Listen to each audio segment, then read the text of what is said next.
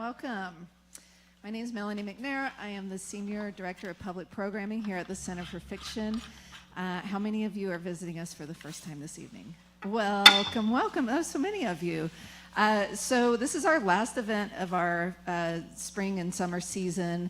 We're going to take a break for the month of August, so make sure you sign up on our mailing list to find out about what's coming this fall because it's amazing. And I'm so excited. We'll be announcing the season in the next couple of weeks. A couple of housekeeping announcements. We will have an audience Q&A. If you want to ask a question, raise your hand and we'll bring a microphone to you so that we can all hear you and so the recording will hear you as well. And when we're finished, you can go out those back doors over to the bookstore to buy copies of Richard's book. They've all been pre-signed, but he will also be personalizing them after the event, so stick around. Our musicians will also be selling their music in the back of the room tonight. We're thrilled tonight that our partners, Brooklyn Conservatory of Music, is here, and they brought some of their instructors to play music with us on stage here. And we're also thrilled to have our second in-person live taping of Person, Place, and Thing. And to get this party started, please welcome the host, Randy Cohen.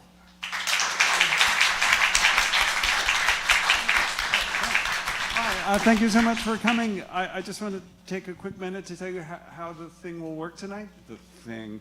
It's already, there will be no eloquence, clearly, from me, but that's why Russo is here. I think people are especially interesting when they don't speak directly about themselves, but about something they care about. And that's the format we'll use tonight. Rick, I get to call him Rick now. It's so cool. We'll talk about, you have to call him Mr. Russo, apparently. I don't make the rules. He'll talk about one person, one place, and one thing that are meaningful to him. As Melanie mentioned, then we'll have Q&A at the end. We're recording for radio, so the no cursing rule is in effect, and I'm just sick about it. But because I heard that he curses like a sailor. But it's the FCC. My hands are tied, meddling government. But you know, one day we'll get rid of that and we can curse our heads off. What else? Oh, we're a radio show. It's a show, and that means there should be music. And I'm delighted that this evening the music. It's good that there is music because otherwise, who are these guys? Why are they sitting here? There are Ben and Brett.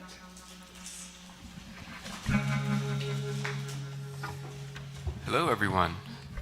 I'm Ben Copperhead, my friend Bren Arnold over here, and we're going to start off with a song called Copperhead Vagabond. This is a story about my namesake. I was bitten by a snake on my 18th birthday under a full moon, the venomous copperhead snake.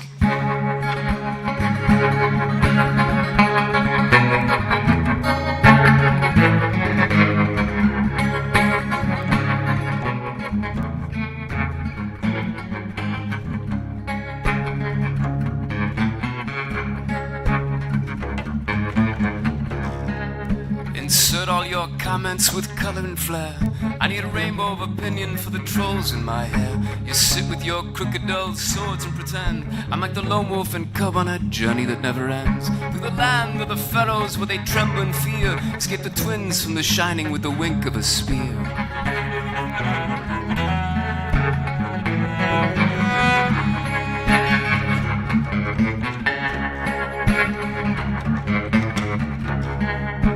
Bitten twice shy, I remember that day.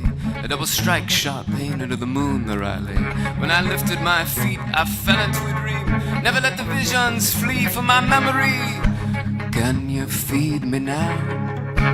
Can you seed me now? Can you heed me now? I drift through the rage, and these last days ain't the same. I fell through the hole, a new pattern under my skin.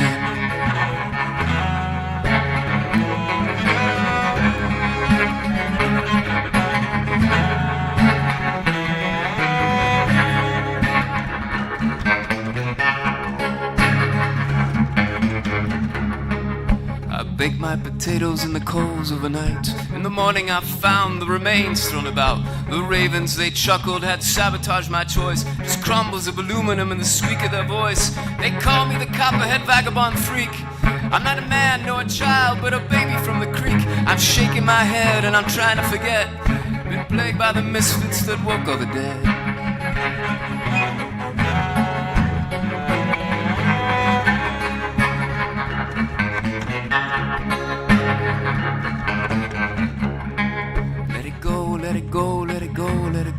At the best of my intentions, find my way home. My time has run out, venom knows when you're dead. Spent my final days on the infirmary bed. It was a sight for the doctors, the nurses, and mom. Never seen the victim of a snake bite before. Can you feed me now? Can you seed me now? Can you heed me now? I drift through the rage, and these last days ain't the same. I fell through the hole, a new pattern under my skin.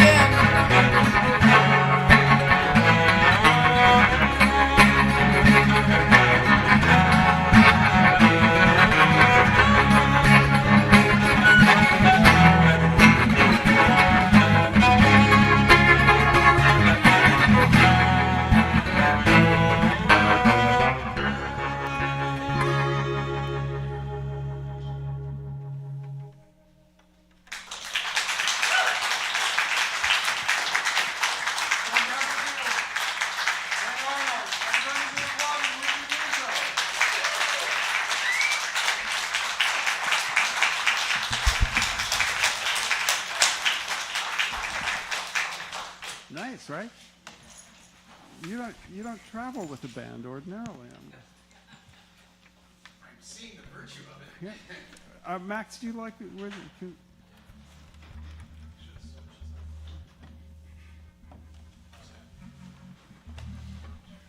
People come out for this behind-the-scenes stuff. Testing, 1, 2. All right, there we are. Okay. Yeah. Okay. So, who's your person? My person probably won't surprise you all that much as my old man, especially with this book. Sully, the main character of, I like to think all 3 books, although this one, he's already deceased at the beginning of the book, but he haunts every page of the book. Sully was based on my father. And the reason that I keep coming back to him, I think, is that my parents split up when I was little. We were all still living in the same town, but I would only see glimpses of my father. He would be standing maybe outside the pool hall or in a diner, and somebody'd nudge him and say, "Hey, Jimmy, isn't that your kid?" Yeah, and I never really got to know him very well until I was old enough. In New York at that time, 18, old enough to occupy the bar stool next to his, and we had some great years there. When I was learning about him and all of his friends, we were all working road construction. I was back for the summer. We had a number of really good years there, where we got to be father and son, but also friends. And it wasn't that long after that, I went back out and was working on a doctorate in American literature, and I would not see him for most of the year. But then it wasn't that long after that he became ill and died of cancer. Before I had ever published a book. He knew I wanted to be a writer, but there was absolutely no evidence that I ever would be, despite the fact that I'd been working for a while. So writing, what writing these Fool novels has done in a very simple way is to allow me to spend more time with him. He was, in life, an enormously entertaining man. And what I discovered was, to my surprise, he was every bit as entertaining in death, and it allowed me. It just allowed me to spend more time with him. So, do you think of Sully in some ways as writing a biography of your father? In some ways, Yeah? Yeah. Although, having said that, I don't think he would approve of a page of it. Well, that's why if you're writing Yeah, a biography, yeah. it's better that the subject Yeah. be They what's should the be word, able to. dead. They should be able to sue you for libel, right? Right. Yeah. No, they can't. But is it constraining basing a character on a living person? Even though you can say, well, it's based on you, it's not you, but it kind of is you. Do you worry that it? Well, of would course, hurt by you? the time I put Sully onto paper, he was gone. Yeah, but well, maybe you're not Jewish because guilt transcends the Yeah. grave. I assure you. Well, maybe I'm not. I hadn't thought Or of that. you know people who knew him and Yeah. cared about him. And did it restrict you or did it free you or some other third thing that I'm not comprehending? Yeah, I don't. I think if my father were alive, there would be several things. He would give me no end of shit about the way I've portrayed him. Although I think he would, in some ways, he'd get a kick out of it. He would want to know where his cut You know, is. that's Because maybe, I mean, basically what I'm doing and making a tidy living at was something that he did for shits and giggles, right. right? Well, this is a legitimate kind of moral question. Like, whose story is it? And who has a right to a story? And especially if you're writing, well, if you write nonfiction. Mine, Randy. Yours. But what was I want that? to be real clear about this. You think yours. So you don't know him a dime. No. The opinions vary on that, you know. No, sure. I'm making light of it, but yes, I understand exactly Yeah. what you're saying. Yeah. So you wouldn't cut him in on anything, though. No. Maybe. I don't know. All right. Was it the Dave Eggers book that not What is the What, where it's written in the voice of it's nonfiction, and he acknowledges that, but he wrote the book, but Yeah. the person on whose story he's telling was cut in for the money. Yeah. That at least I'm not saying that's the only answer, but I like that he wrestled with that question. Yeah. But Yeah. I don't think this is going to catch on among fiction writers, is it? Probably not. No. Your dad fought in the war, yeah? Yeah. And a lot of Sully's backstory is actually my father's. My father was part of the Normandy invasion, and he, after Utah Beach, made it through the hedgerows and into the Hürtgen Forest and all the way to Berlin. And I'll send you a couple of photographs of him. Yeah. Because before he shipped out, he was an incredibly handsome man. And I think it was a boy who shipped out, a very handsome young man. By the time he returned, he was middle-aged. That's what that fairly short time span did to him. He was a middle-aged man. And having played such an important part on the world stage, doing what he did, doing what those guys did, that impossibly heavy lift, by the time he came home, he was not only a middle-aged man, he was determined, I think, never to play a role on that large stage again. Like Sully, in my Fool novels, his intention was to create a world that was so small and so compact and so known to him in the few places that he was going to go that he could navigate that world drunk if need be. And it would need be. Yeah. And that was, I would say, one half of my life growing up was that yearning to understand how could he be a war hero? How could he have done this incredible thing? How could he be a war hero and also be the man that I caught only glimpses of for the first 18 years of my life? Did he talk about the war when you were back together again? I only remember him talking about the war one time, Randy.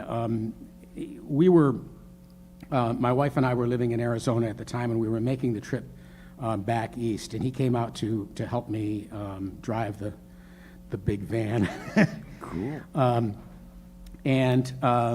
He only opened up to me just that one time when we were driving across country, and told me actually a very unsettling story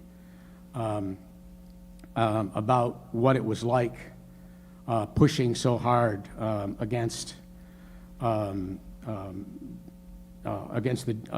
German army, which was in retreat, especially in France in the hedgerows. And they were very well aware at that point. This was enough after D-Day. They were on their heels. They were running. They knew they were losing the war. And in fact, they were surrendering in mass numbers. You know, they'd come out from behind the hedges with their hands up. But my father and his company were so far ahead of the supply lines. They were just way out there. And he said, "Well, what do you do? What do you do with them? Here they come. They've laid down their weapons. They are surrendering, but we have no one to give them to. Right. We have no one to take them into custody." And he said, "But there's always somebody willing to take them down the road." Yeah. To take them down the road. Yeah. Yeah. It is disturbing. Yeah. My dad. I didn't ask him, and nor did he ever volunteer whether that was asked of him. Whether he took people Yeah. down the road. Yeah. But what was asked of his people his age? He was a kid, right? Yeah. Yeah. My dad, I'm around the same age as you, and my dad, Mhm. I'm guessing, was around the same age as your dad, and had a somewhat similar experience that they pushed all the kids his age out of college. He was in college. They pushed him out a year early, all the ROTC guys, and they sent them to France. And when after the war, when I was growing up, he never told war stories. He told funny stories. Yeah. Things that happened when they were off duty and Yeah. when they were safe. Yeah. But and I think for him it was the defining experience of his life. Mhm. For your dad too, I think. Absolutely. That's trauma, and that generation of men, I think, did not talk for the most part. That's been my experience. Did they not about things in general, or about their experience in the war in particular? Oh, my father never shut up. Oh, okay. As I said, he was wonderfully entertaining in that world, that safer world that he created for himself when he got back from the war. Oh my God, he was a talker. As a matter of fact, I learned I think one of the most valuable lessons that I ever learned as a writer was from him. Because when we were working together, we would stop at half a dozen bars on the way home, at least between Albany and Gloversville, the town that I grew up in. And something funny had happened that day when he and I were working together, and on the way home, he would tell that story in the bar. And then we would drink that beer, and then we'd move on to another bar, and he would tell the story again. But by the time we got to the third or fourth bar, he knew which elements of the story were working, which ones got the laughs, and how the story needed to be lengthened in a certain point, how it needed to be paused. And by the time we got home, he would have told the story 6, 7, 8 times, and it had gotten so much better. It had become his story. And sometimes, if nothing as good happened the next day when we came home, he would tell the same story, and he would still be working on it. Yeah. And it would become so much his that at some point, maybe even a week later, he would tell the story to me, and I would sit there and I would listen to him, and at the end of it, I would say, "Dad, you do remember I was there, right?" Because by then, the story had become so completely his that I had no business in that story at all. And what is that but revision? That's what Mark Twain did I mean, Mark Twain was first and foremost someone who told stories to live audiences, and he did that repeatedly before he ever wrote anything down. He wanted to know how they were going to work. So you prefer a better story to a truer story? Oh, absolutely. That's why we love your books. People are deprecated because, oh, you've told this story before, and I see it's bearing lessons. But I appreciate the effort of refining it. Absolutely. Absolutely. I mean, just apropos of probably nothing, but obsessive compulsive disorder cuts a fairly wide swath through my family, especially on my mother's side, not my father's side. But and I have it. And one of the things that has been so I knew I'd found the right profession when I started writing, because people with obsessive compulsive disorder will everything has to be just perfect, even when it doesn't matter. And my mother, God love her, suffered with it mightily, where the glass had to be. It was like there was a shadow of the glass underneath, and then she would move it until it was just right, and then she all of her knickknacks was like that. And it was to see her do it, you knew it was mental illness that you were watching, right? But when I turn sentences around 22, 23, 24 times, I have found something that turns mental illness. I know that's what it is, but somehow it works for me. And it's called revision. Let's take a moment and we'll be right back. We're not going to get a better hour than that.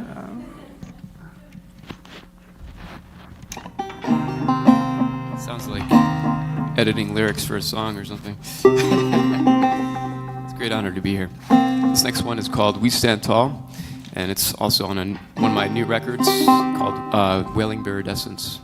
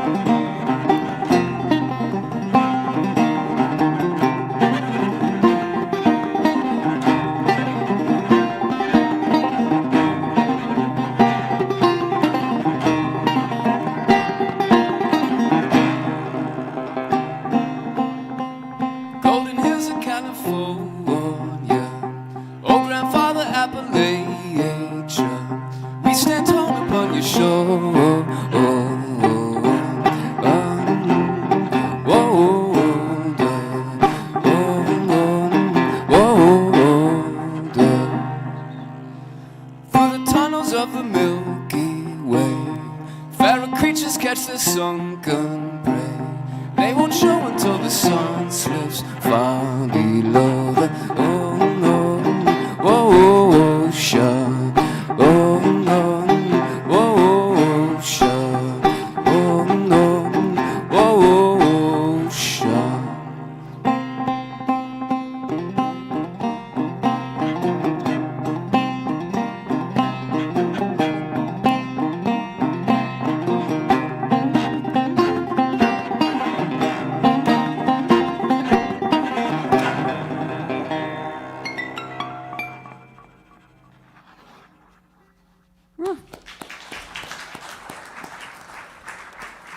Ben Copperfield and Brent Arnold.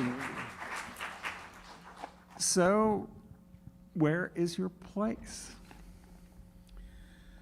Martha's Vineyard, strangely enough. My last novel, chances are, was set there. But that's not the reason it's my place. I'm surprised you even mentioned that you wrote a last novel. The reason it's my place is that, having talked at some length now about my father, this gives me a chance to talk about my mother a little.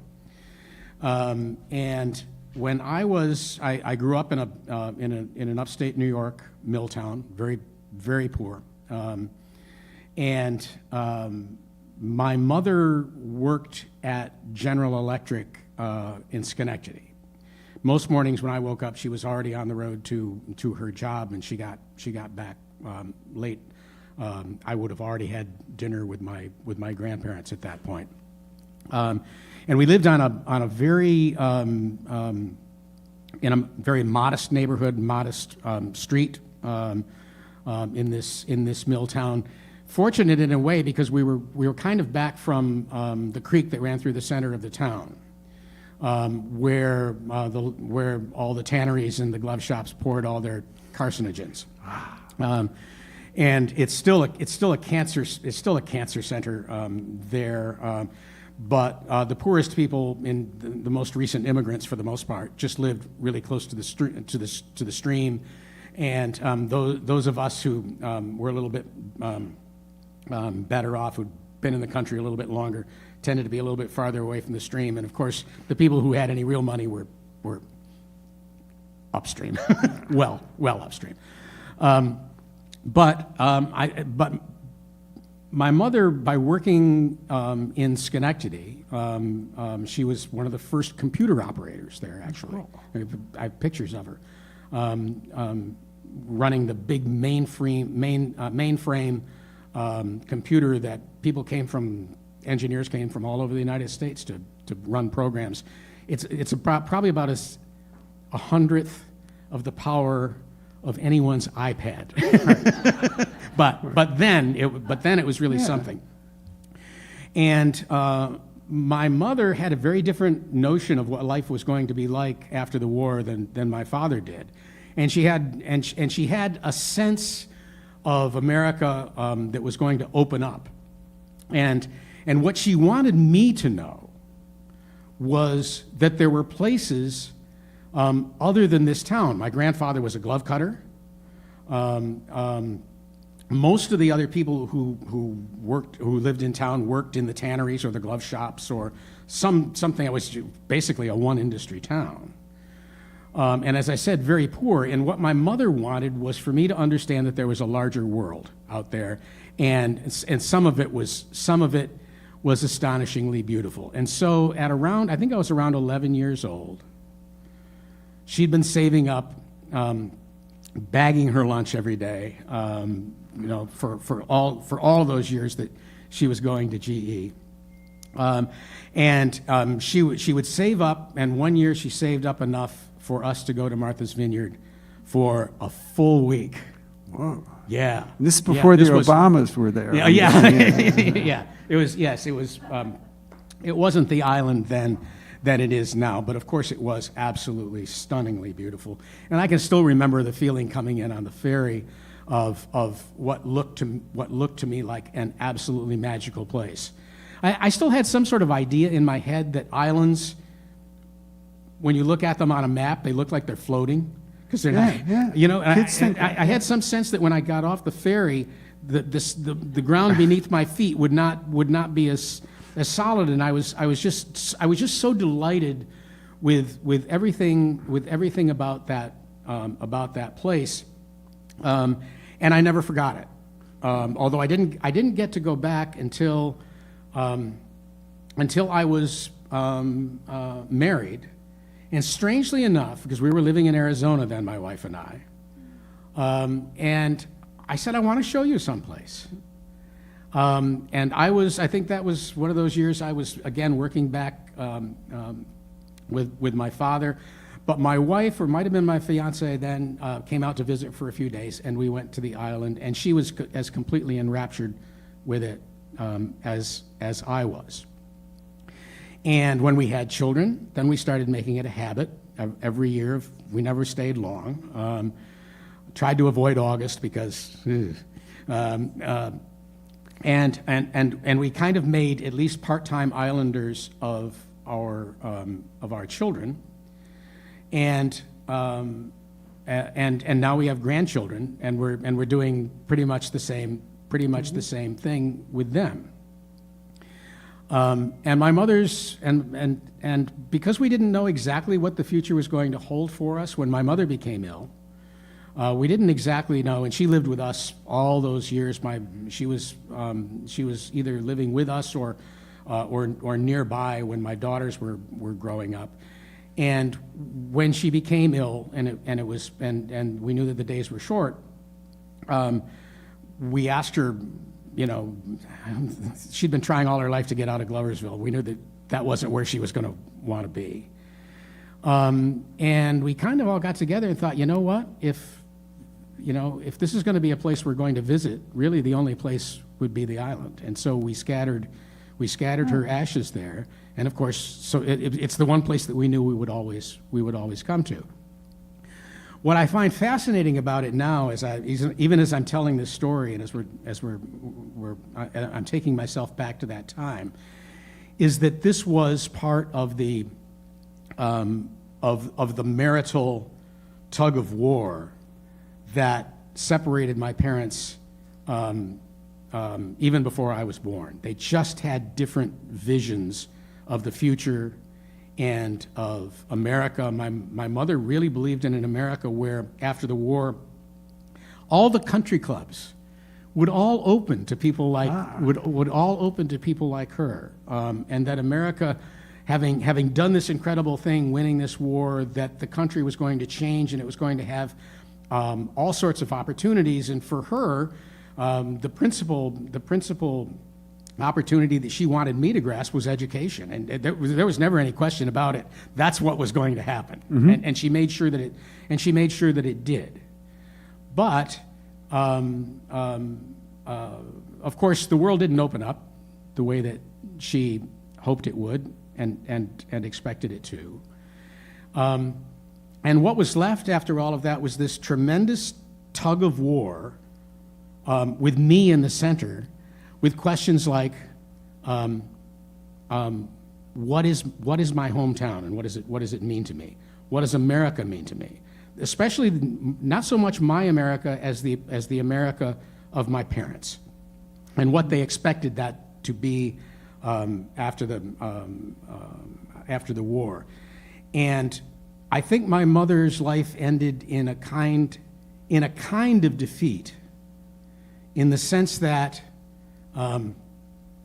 what she wanted for me when she brought me to Martha's Vineyard was to end up someplace like Martha's Vineyard.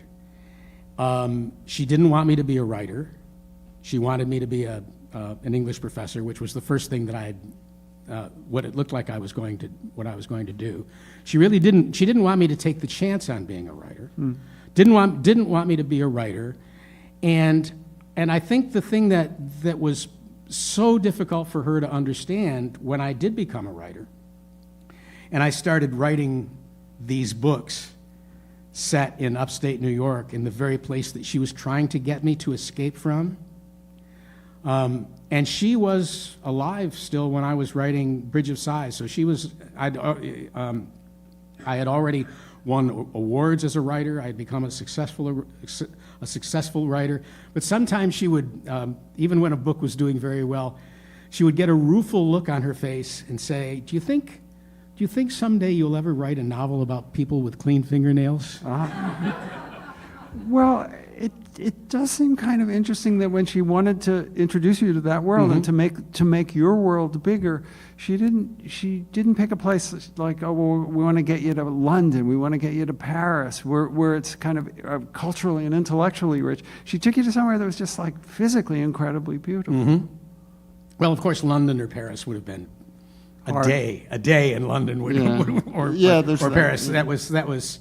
And I mean, she really did. She scrimped and saved. Every year she scrimped and saved pennies, dimes, and nickels in the jar so that we could go somewhere for a So week. when you write about, use Martha's Vineyard as a setting Yeah. now, do you feel an obligation to be accurate in a way your father would not?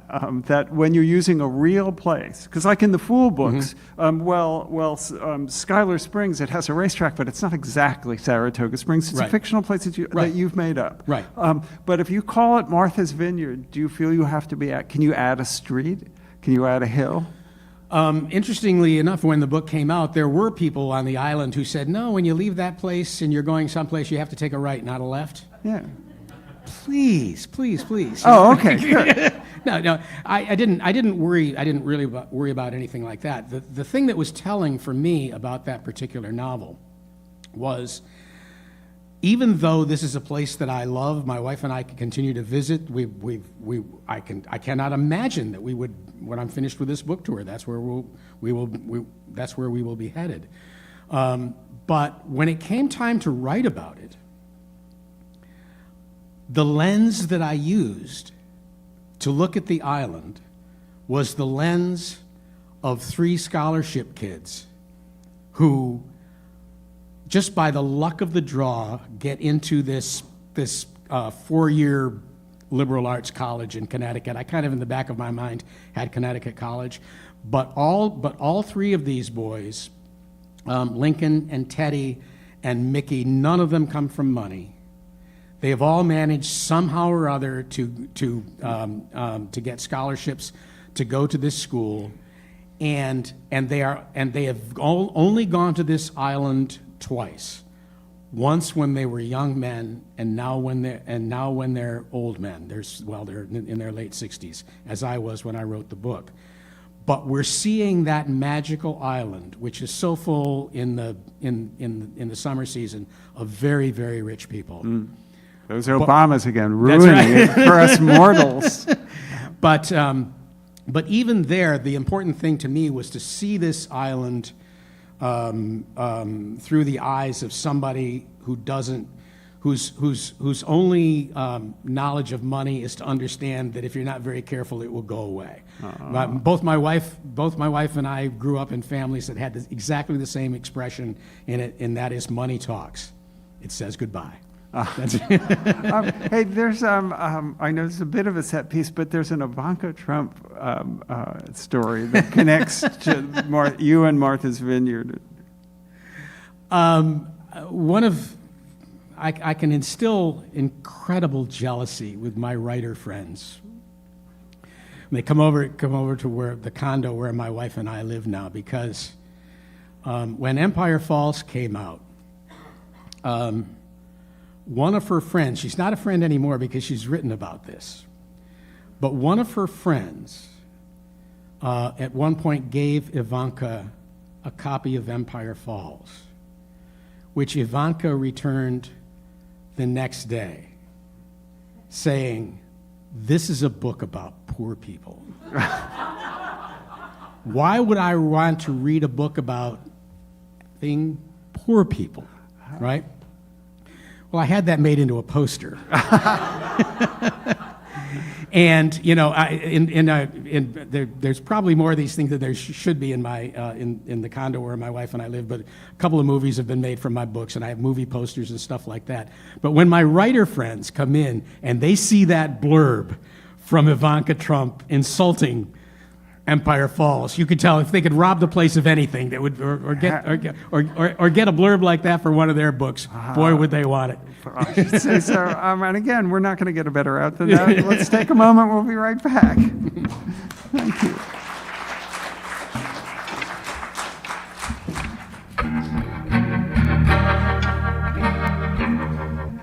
All right, this is kind of a new song.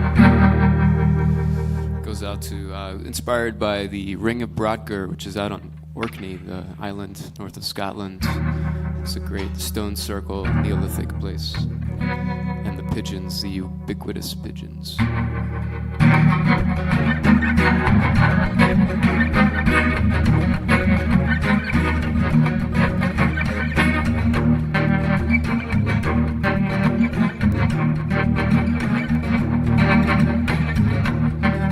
rain has landed on a henge in search of good fortune. Well, I found their shadow on the road, a moving collective who lit a candle on the mounds, melting eternity. A flickering firefly through the eye, the light had been crossing. Now that you know, now that you're here, they'll let you speak. Now that you know, now that you're here, they'll let you move real slow. They speak of time, long lost fools, you know, digging, digging, digging their heel. Whoa, whoa.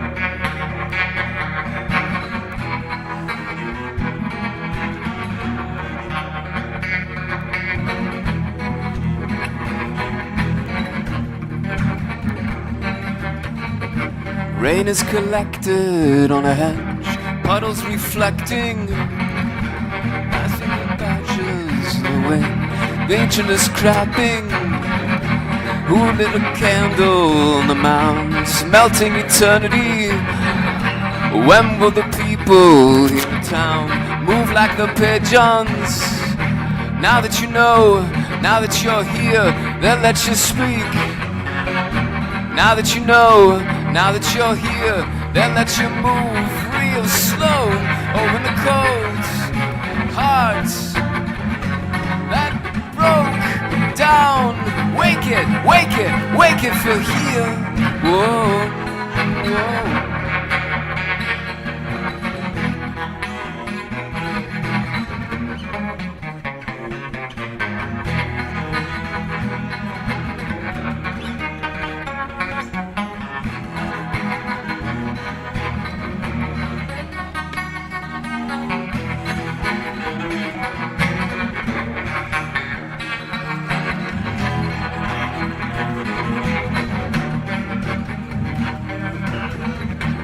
All that have gathered round the hedge, waiting for something. Days will go longer in the heart, ascend with the pressure, align with the movement of the wheel, exact constellation. You are the pigeons of the sun. I said, you are the pigeons of the sun, earth, fire, and water. Now that you know, now that you're here, they'll let you speak. Now that you know, now that you're here, they'll let you move real slow. Going through the old ways where pigeons play. Take it, take it, take it away.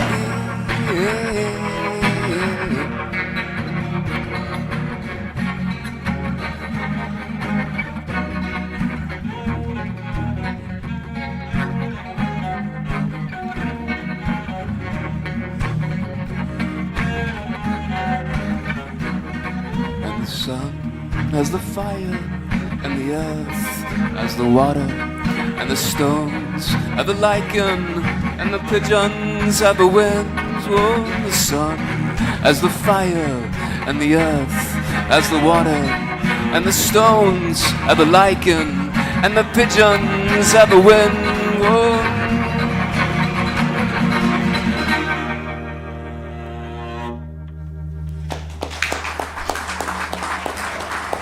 Thank you. Nice, right? Yeah. Yeah. So, what's your thing? Right in my pocket. 3 of Is it- them.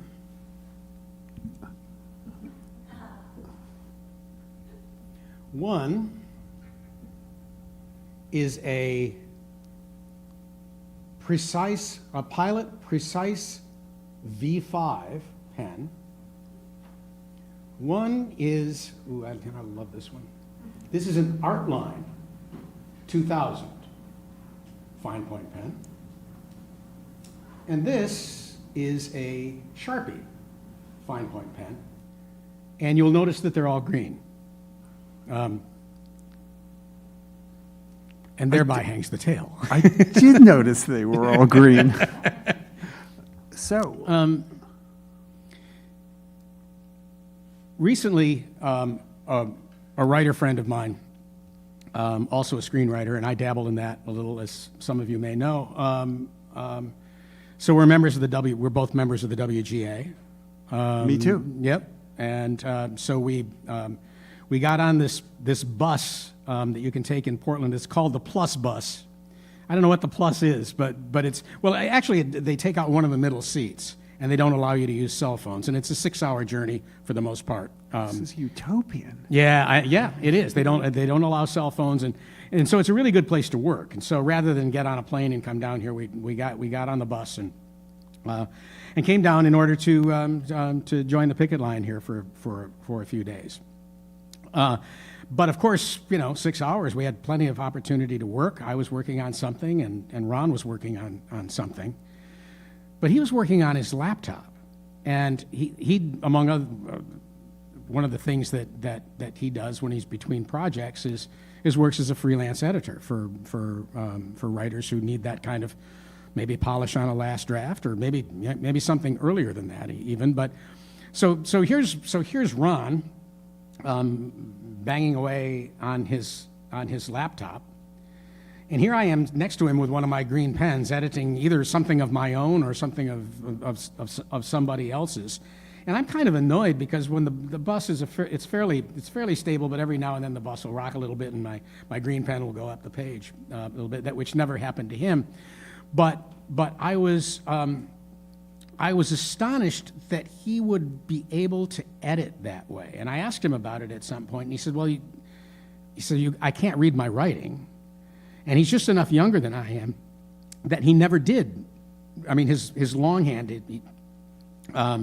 his longhand is just brutal. He just never did it enough. So for him, editing, that's the only kind of editing there is, which I found absolutely shocking, because for me, the tactile experience of pen, especially in the revision stage or the editing stage, there's something about this. It's a tool that feels connected not just to my fingers but to my brain, and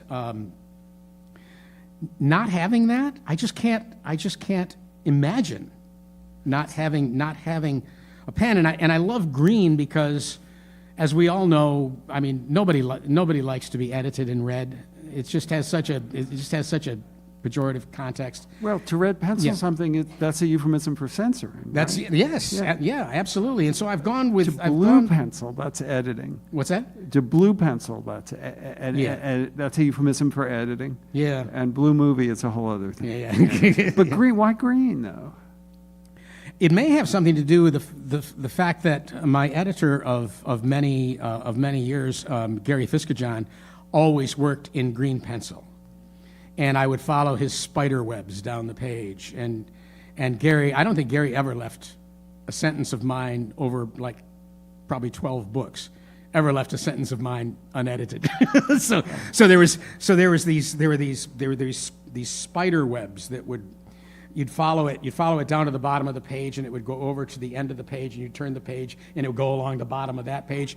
And you might get all the way 3 or 4 pages later, and then that line would creep up the page, and it would circle another word, and there was a relationship between the two words, and he would leave you to figure out what that was. Mostly it was probably that it was the same word, and you used it again too soon. But for some reason, green just felt right. I mean, I use black pens to sign books. I use blue ink in certain circumstances. Editing, for some reason, maybe because I worked for so long with somebody who used green to such good effect for me. I loved following his squiggles. They were diagrams of some sort. They had a kind of beauty to them. And I just got in the habit of using green myself. So you print out, even if you're at the keyboard, you print out and you have a copy and paper, and if you're working for the next draft, you have a green pen and you're working Yes. on it. Yeah. Yes, I always. don't understand. Yeah, Yeah. It's an age thing, right? Yeah, and I print it out if I'm whatever I'm writing in the morning, and if I'm writing often in longhand. As a matter of fact, almost always in longhand, either on a yellow legal pad or something. I'm working in longhand, but never in green ink. always in black or blue. But that's my morning work. In the afternoon, I type that on my computer, print it out immediately, and then I mean, just typing it on, you make changes, of course. That's the first steps in editing, and then I print it out immediately and go at it just a little bit. It just feels so good. I can't describe the feeling of seeing that work that you've done that morning. All right, it went onto the computer, but it's not the computer that I love.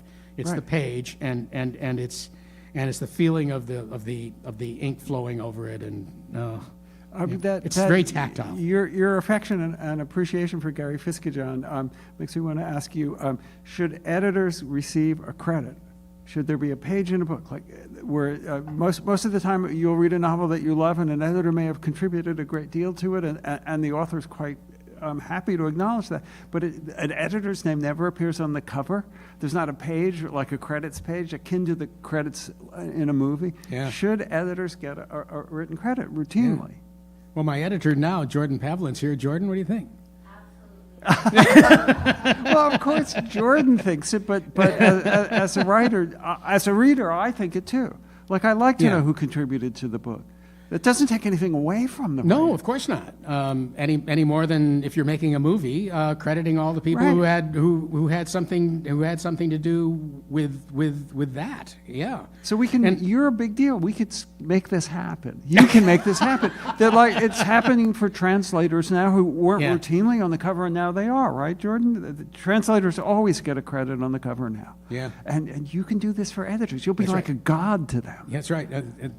Elena Ferrante's translators are almost as important as Elena Ferrante. Yeah. So and sometimes editors do a lot, sometimes they do a little, and the reader might not always know, but they should get a credit. Well, I guess what I'm thinking now is, if you're going to give that credit, do you say, my editor on this book is Joe Schmo, he did a little?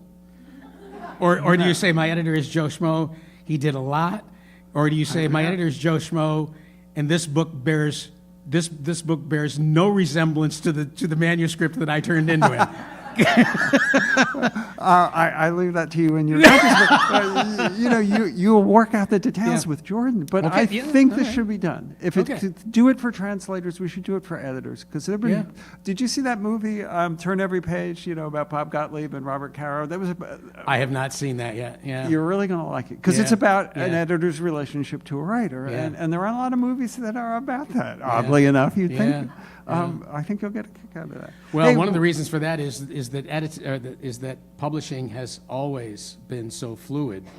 Editors move on from houses, writers move on from houses.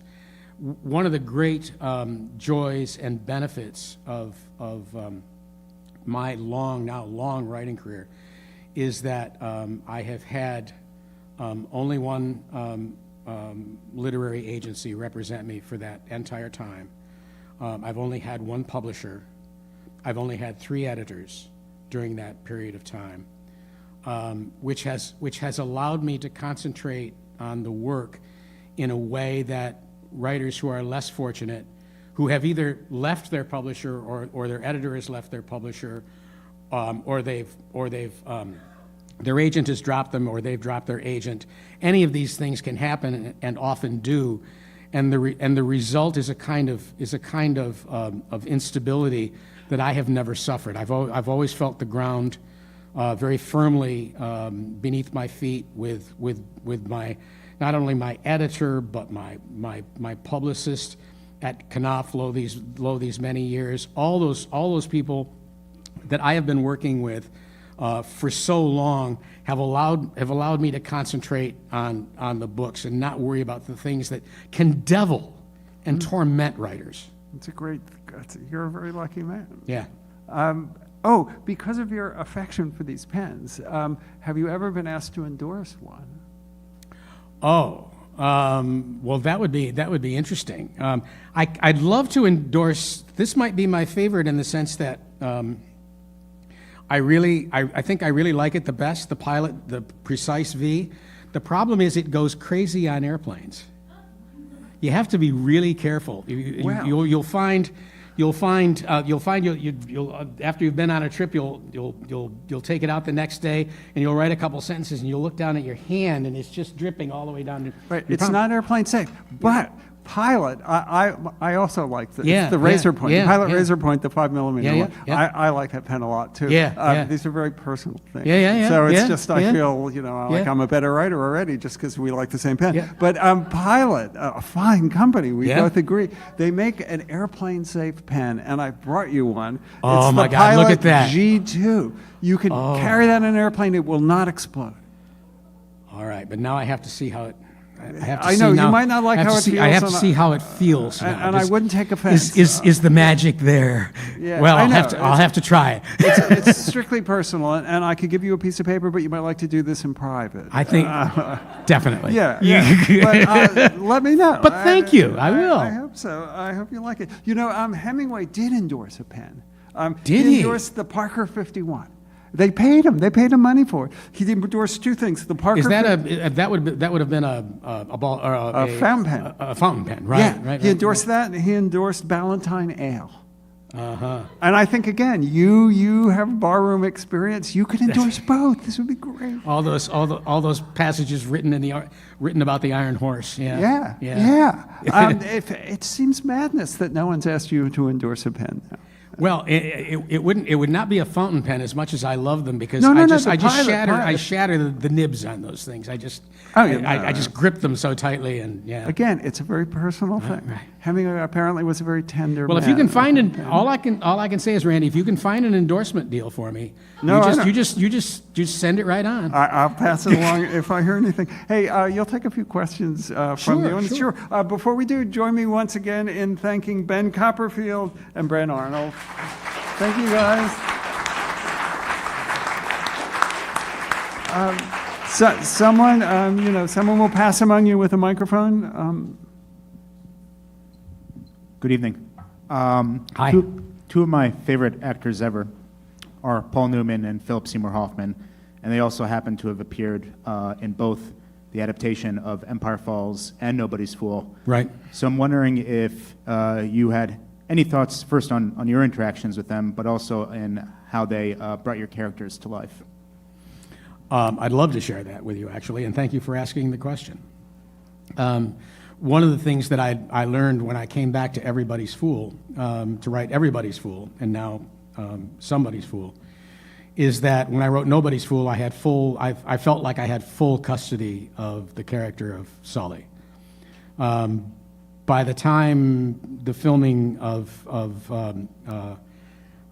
Nobody's Fool was done, and I saw Paul Newman's portrayal of him, I realized by the time I came back to Everybody's Fool, I suddenly had joint custody because he understood that character. I think Newman's late in life roles may not have been quite as famous as some of his earlier roles, like Butch Cassidy and the Sundance Kid, but he became such a powerful actor, and his late roles, like The Verdict and like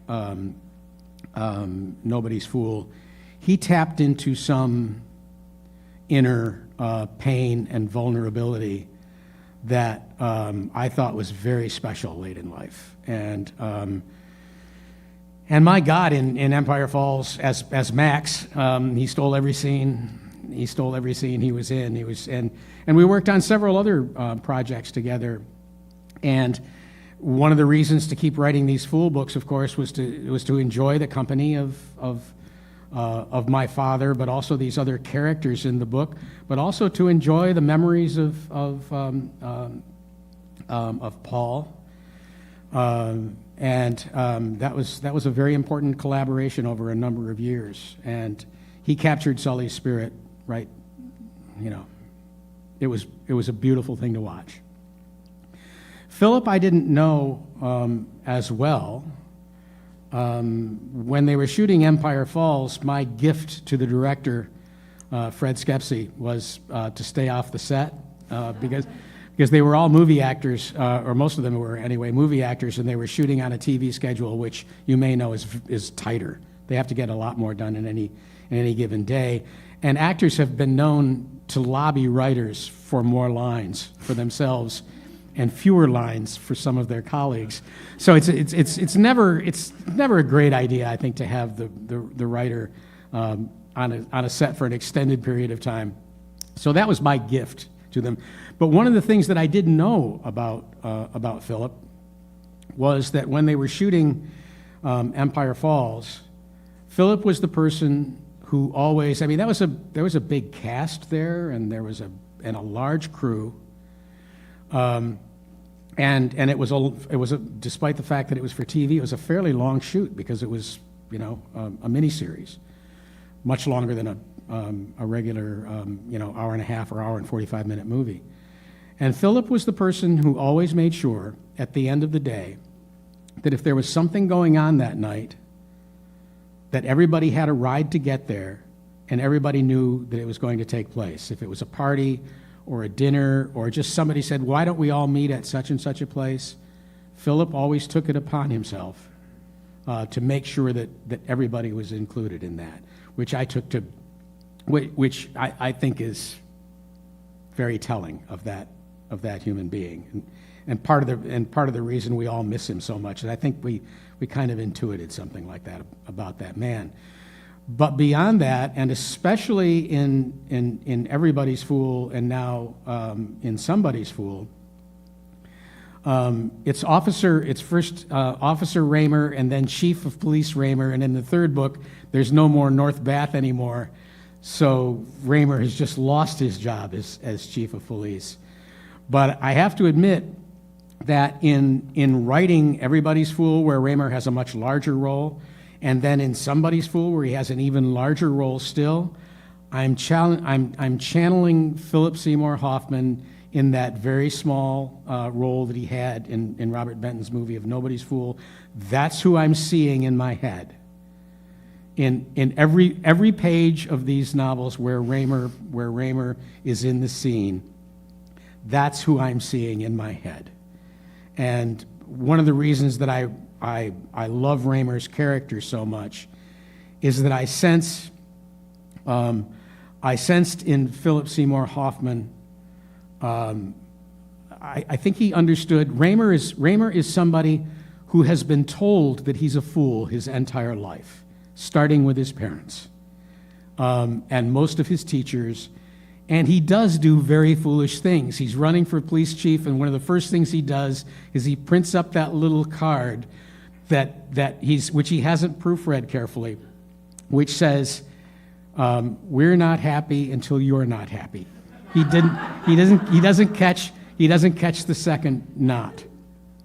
And all his life, he's believed that he's stupid. He's believed that he's a fool. And he has that lovely character arc through the three books, where it basically, by the time we get to the end of the third, I don't want to spoil anything for you, but he's a very different man by the time we get to the end of the third book. But I think Philip saw, even in that minor role, what it's like to be a man who's been told that he's an idiot his entire life. And what that would do to your life if that started very early and never let up. I think Philip knew something about that. Someone else?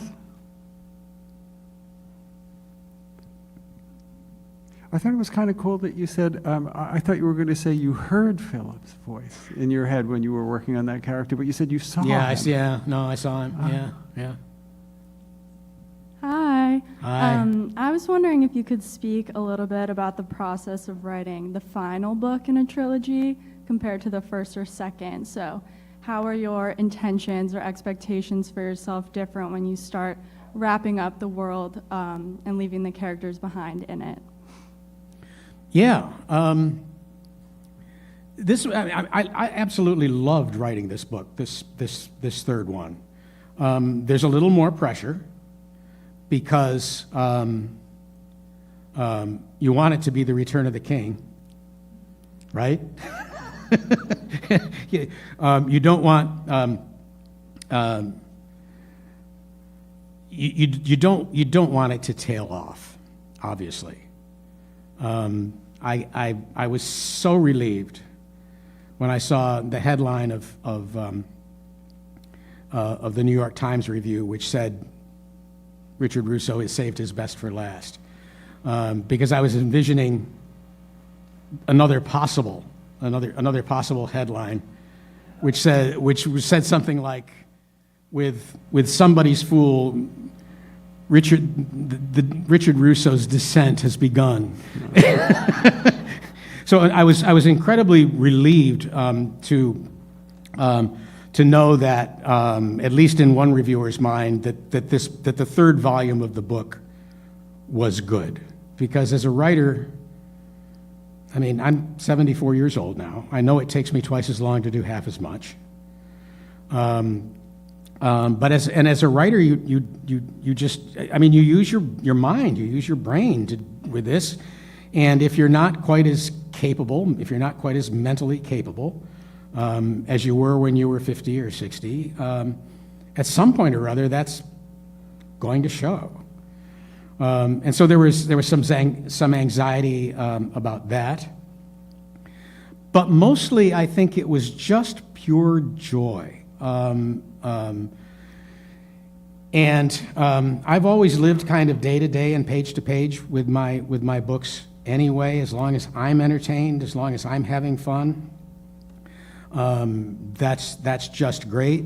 And having lived with these people for a long time, it was very rewarding to see where ultimately some of them that I loved so deeply were going to end up, like Rub Squeers. I mean, Rub has been so much a part of these books, and he's so devastated by Sully's loss that it was very rewarding to be with him again for a while. And even a character like Carl Roebuck, who has been there from the beginning. Carl is just such a jerk, but he's such an entertaining jerk. And and he's one of the more comic characters in the novel, but he has a couple of very, very serious scenes that really pay off. And so I guess what I'm saying here is that this third book, people have been suggesting to me a fourth book, what there might be if there were a fourth Fool novel, but it just feels to me like, despite the absolute joy I've had in writing them, I think these characters have all come to some sort of conclusion. They're not who they were in the beginning. I've never wanted in my books to have characters turn out to be to move mountains. I'm always happy when my characters make some small step, especially if it's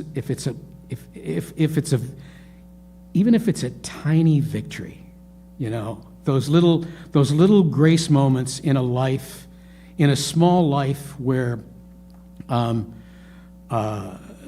awful lot of things have gone wrong, but you know what? And then there's that grace note that makes you feel there are no small lives, and that's what I'd like to convey with some of these characters that I've been hanging out with.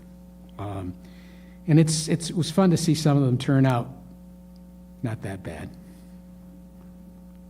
We have time for one more. If there's one more, or sure. And the pressure's on because it's the last question, and it has to have that air of conclusion that a trilogy might have. Man, I don't envy you. Well, Rick, I'm the guy 51 years ago who took your freshman English class at Arizona. You're kidding. It was a program really for first generation. Are you armed? Can you change that beat when I? No. Yeah. No, it was for first generation students, and you sent me an email not long ago, didn't you? Yeah. Okay. And It's nice to see you. Really, a chance to publicly thank you for getting me and the other students off to a great start. So thank you. Maybe a question. Are you going to be doing any more writing in the area of academia? Are we going to see a second season of Lucky Hank? Of Lucky Hank?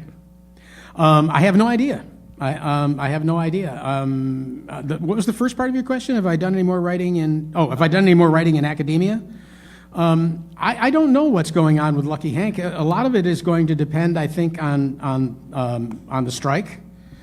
I think if the strike goes on as long as many people are saying, I think a lot of contracts are going to be voided.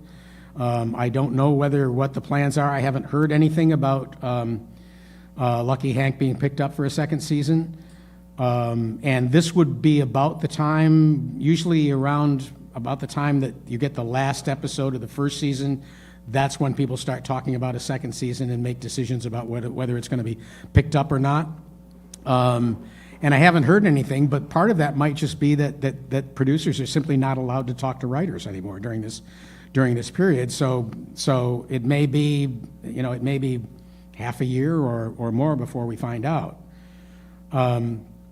I was an executive producer on Lucky Hank, and I got to read scripts, but I've kind of viewed that whole season from afar, because that's a 30-year-old novel, for heaven's sakes, and an awful lot has changed in the Academy since I was hitched to that particular sled. And so the writers have had to come up with their own storylines, and it's been wonderful to watch Bob Odenkirk take a very different tack with Hank than I did with my novel. Hank in my novel, is a kind of anarchist. He's a bomb thrower.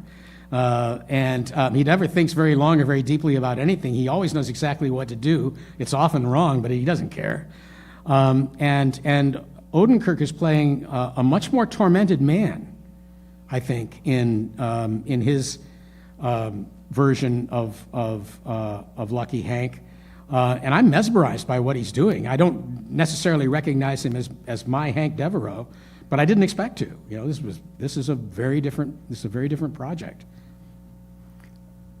I think our work here is done. Join me once again in thanking Richard Russo. Thank you. Thank you. Great. Thanks, everybody, so much for coming. You can go out those back doors and get your book, and then line up on the other side of this wall here to get it personalized.